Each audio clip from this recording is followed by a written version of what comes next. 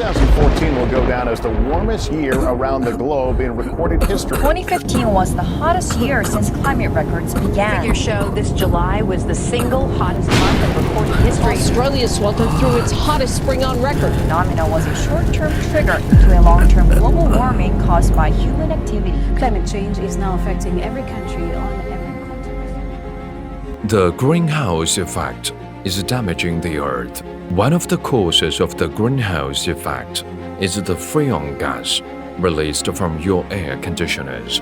The freon gas would damage the ozone layer, causing global warming.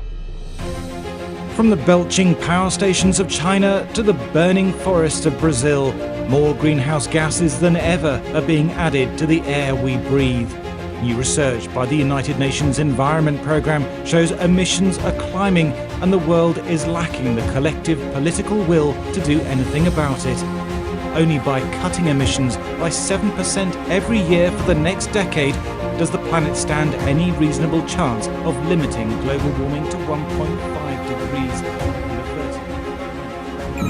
But now, Ener-Save has just launched a new air conditioner that includes an eco-friendly refrigerant called R290.